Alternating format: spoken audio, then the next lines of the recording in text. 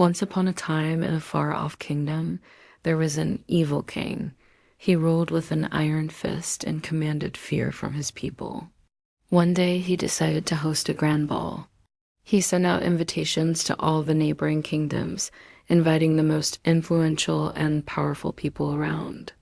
Now, everyone was afraid of the king, so they all showed up for the party. The king was very pleased with himself, but then he noticed one person who didn't show up. It was Prince Hamlet from the Northern Kingdom. The king was furious. Why didn't that insolent prince show up? He would teach him a lesson.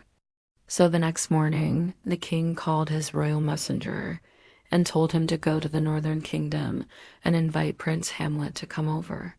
No, not for a party this time, but to come over so that the king can chop off his head. Now, this is exactly what the messenger did. He went to the Northern Kingdom, invited Prince Hamlet to come over and be killed, and then returned to the evil king to await his arrival. This is exactly what happened. Prince Hamlet arrived, and when he stepped into the king's court, the king chopped off his head. The messenger was very pleased with himself. He had done exactly what the king had asked him to do, but then the king spoke. He said, "You are very skilled, my messenger. Your service to me is invaluable, and so I shall grant you a wish. Ask for anything, and I shall give it to you." The messenger thought for a moment. He had served the king for many years, but he was never really appreciated. Now was his chance.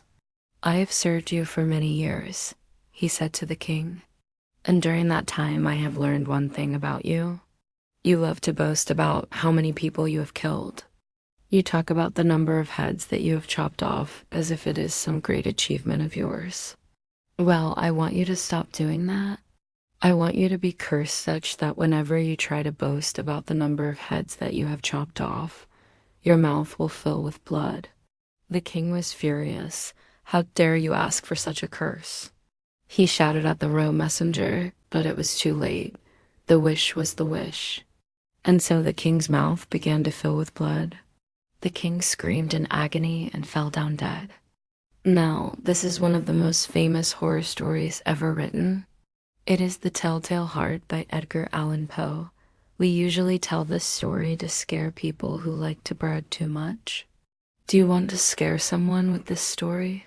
Well, we have some bad news for you. The story may be famous, but no one knows how to tell it properly. Well, that ends today because we are going to tell you how to tell this story in a way that will make your listeners shiver with fear. Want to know how? Then stay with us till the end of this video. Now, you may think that this is just a simple story about a bragging king, but that would be a huge mistake. You see, this story is famous because of how it is told. The story uses a lot of literary devices that make it more scary and interesting. For example, in this part of the story, Poe uses imagery. Imagery is when the author uses words to create a picture in the reader's mind. In this part, the author describes what the king sees. Notice the words used here. The messenger had done exactly what the king had asked him to do. He had chopped off the head of the insolent prince and brought it to the king. What does the author say about the messenger? He says that he was pleased with himself. Now, the author could have ended the paragraph here, but instead he goes on to describe what the king does next. The king spoke. He said, "You are very skilled, my messenger." Now, why does the author put these two sentences together? He does that to create a contrast between the two characters. The messenger is happy with what he has done, but the king is thinking about something else. And what is that? The fact that he hasn't received any gift from the messenger. You see, the author uses these small details to create a picture in the reader's mind. And this is what makes his story so famous. Another literary device used in this story is suspense. Suspense is when the author makes the reader curious about what happens next in the story. Here is an example of suspense being used in the story. The king was furious. "How dare you ask for such a curse?" he shouted at the royal messenger. But it was too late. The wish was the wish. And so the king's mouth began to fill with blood. The king screams in agony and fell down dead. Now notice the questions that the author asks here.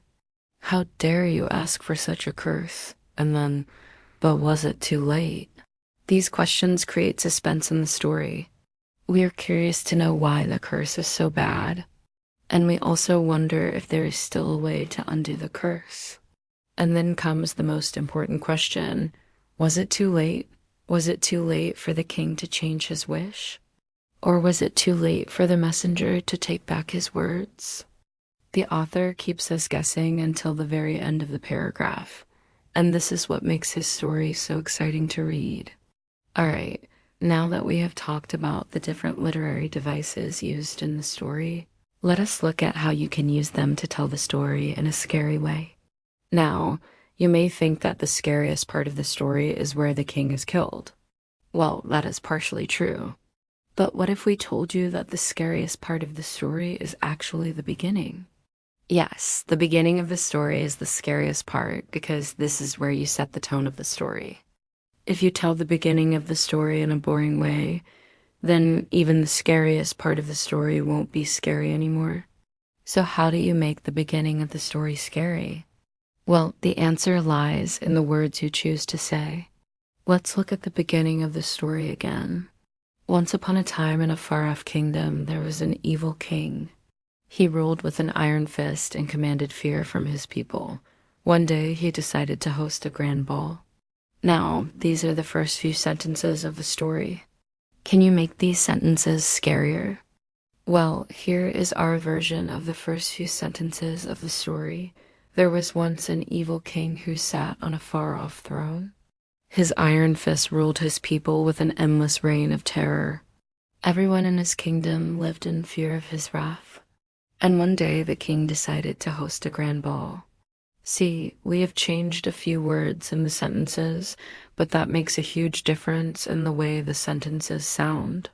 Instead of saying that the king ruled with an iron fist, we said that his iron fist ruled his people with an endless reign of terror. This sentence creates a picture in the reader's mind. We can imagine the king sitting on his throne and ruling over his people with a firm grip. And then we say that everyone lived in fear of his wrath. This sentence also helps us understand the character of the king better. He is not just a cruel king. He is also a very powerful one. And finally, we say that one day the king decided to host a grand ball. This sentence creates a contrast between the previous sentences. We are not expecting the king to throw a party, but that is exactly what he decides to do. So these are the kind of changes that you need to make in your sentences. When you're telling the story, try to use words that create a picture in the reader's mind.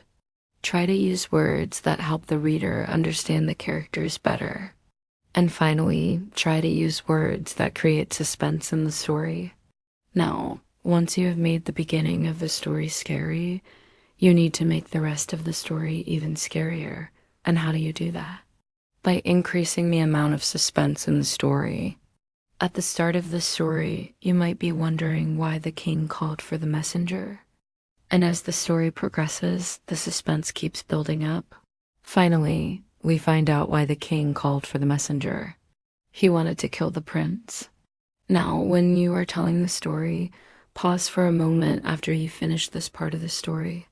Let the readers think about what the king might do next, and then continue the story in a scary way.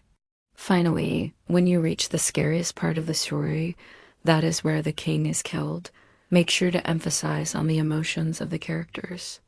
The king is angry, and then he is scared, and then he dies.